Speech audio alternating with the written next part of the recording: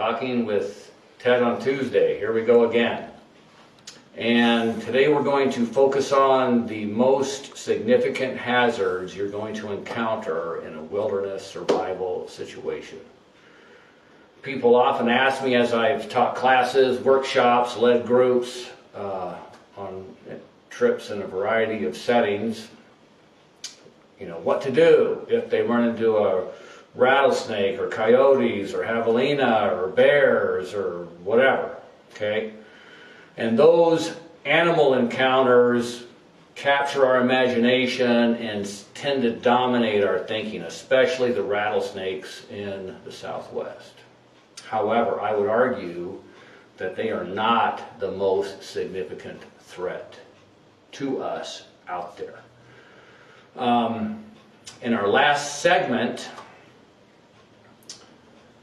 we went over survival kits, and you may have noticed the significant thing that was missing, this infamous snake bite kit.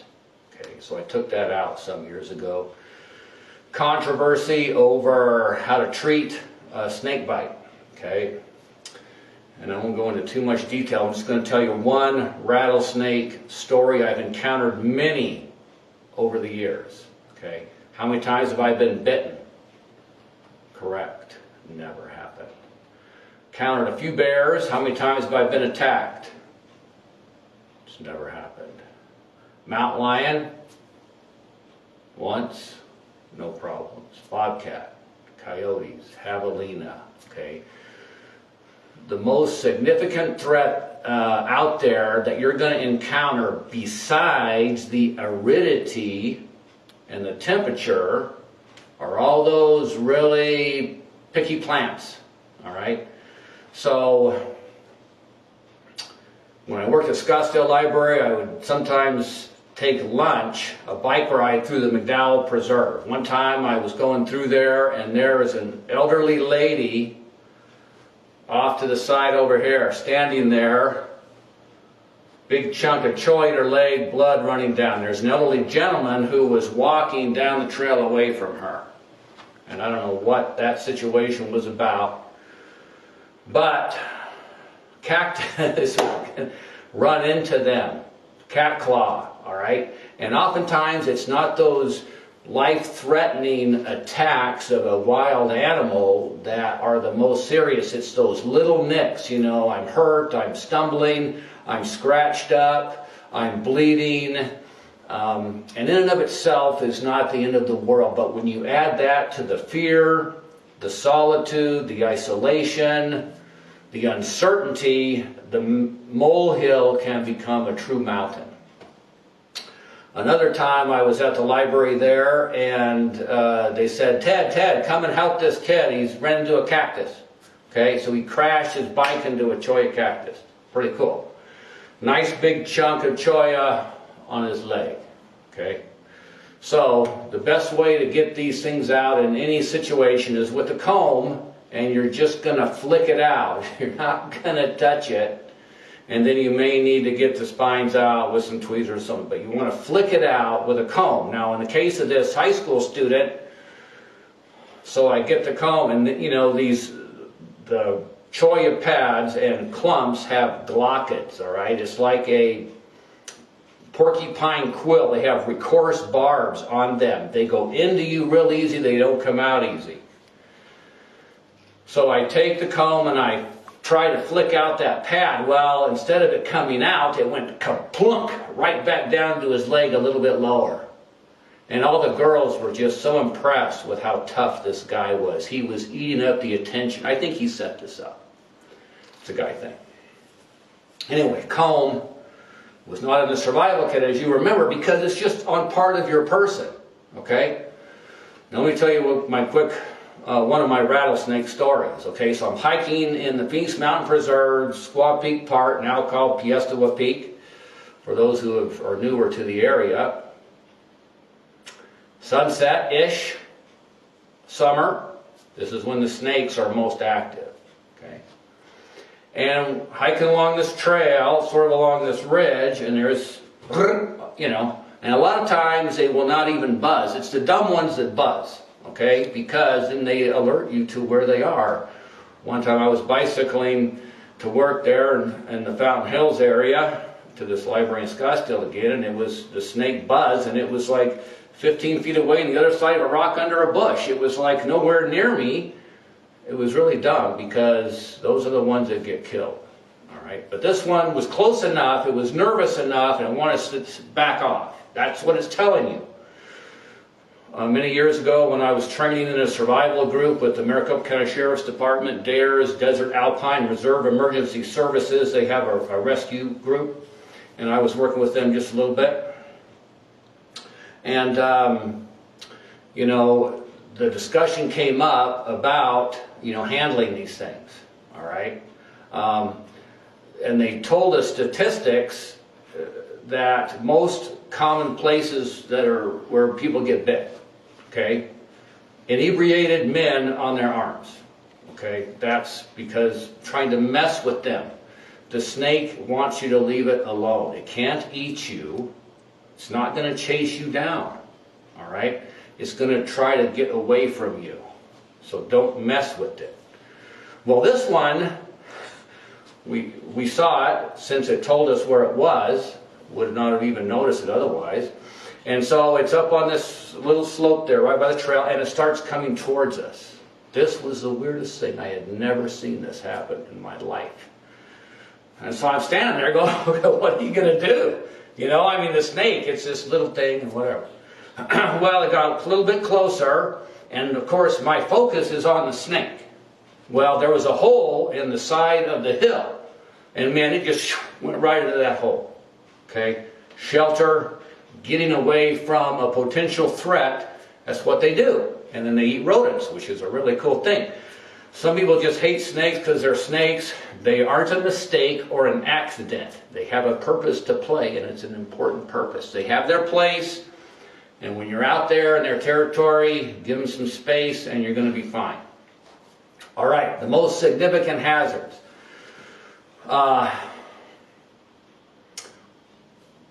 Heat exhaustion, hypothermia, basically. All right, now those are two opposite things.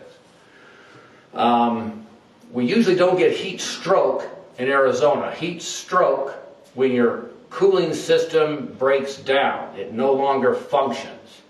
That is much more common in very humid environments where your perspiration is not working because it's 80% humidity, and so it's just not going to evaporate, so it's not going to cool you, so you continue to build up heat, and it just quits. It just shuts down. And that's when you are in a life-threatening situation. You cannot cool yourself. This is when it is very dangerous to be out there on your own, or in some places, Alabama, Mississippi, etc., they're out there doing the yard work for hours in the heat and humidity, and they just collapse because the cooling system quits. And so somebody else has to provide cooling, and they're going to wipe you down with water or alcohol swabs or something to, and of course you have to stop your activity, or we talked about in the survival scenarios, you have to ration the sweat, not the water. You've got to stay hydrated, drinking plenty of fluids, and then of course, if you're perspiring heavily, if you're going to need to replace those electrolytes, and if you're eating any snacks or anything like that, that will replace those kinds of things. All right? Or, you know, drinks like Gatorade and so forth. All right, so you've got to have somebody else to cool you down in those situations. Normally, you're going to get to heat exhaustion. Remember to ration the sweat, not the water. Drinking constantly, you've got to stay hydrated so that your brain is functioning as it ought to, okay, to tell you what to do and to make rational decisions. All right.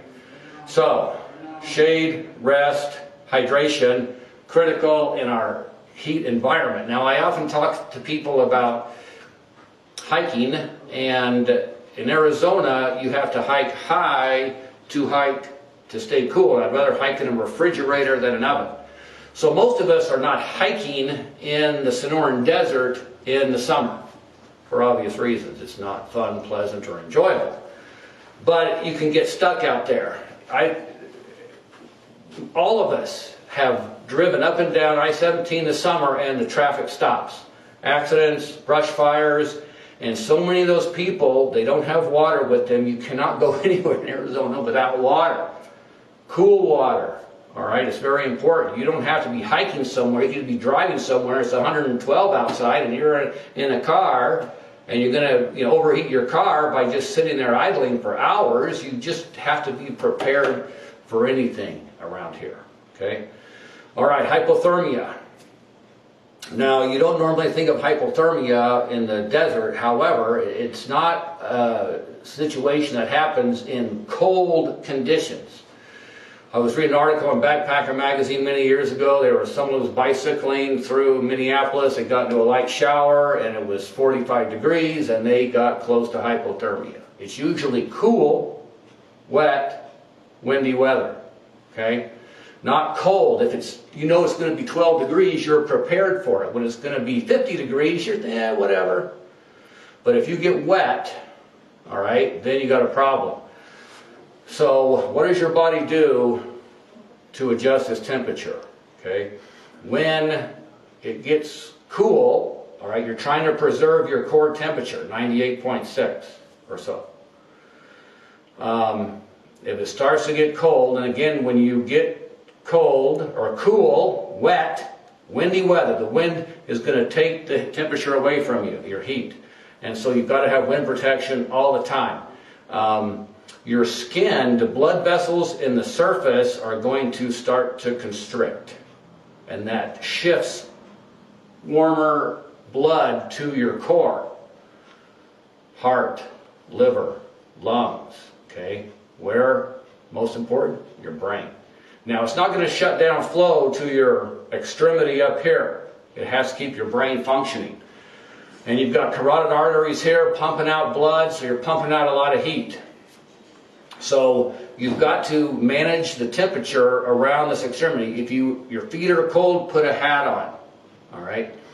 And so if you could, most of the heat going out of your body is out of your head and neck. 60% or so from right here up is where all the heat is going out, most of it. So hat for shade, stocking cap for when it's cool, and you want to have materials that are not going to be unfunctional if they're wet. So you want synthetics or wool that are going to still give you some warmth, insulation value even if they get wet. Down, cotton will just collapse and provide no dead air space. That's what you have to have in order for a warmth layer around you. Wind protection, synthetics, and then managing that moisture. Could be wet from sweat, not just from rain or snow or something. All right, so you got to stay dry and you got to stay out of the wind. All right, that's very important. The other problem with hypothermia, which is an abnormally low core temperature, you start to not think right. When you have heat exhaustion, you're not thinking right. Okay, so you need other people around you to provide assistance. Okay, so bear in mind how your body reacts, the materials used to manage the temperature immediately around you. Okay, all right. So the significant hazards are not the bears and the snakes and the so forth, so much as the sticky plants and the heat and cold and the aridity that we face in Arizona. Keep your head about you, as they say, keep your shirt on. A synthetic one especially. Now if you're in the summer hiking, light cotton is going to be better to help manage that temperature. And you don't take your clothes off. You've got to, often I'll hike with long sleeves in the summer in Phoenix because it is keeping you cooler longer. It's managing your temperature. Thank you. We'll see you next time on TED Talking on Tuesday or some other day. Log in anytime. Thanks.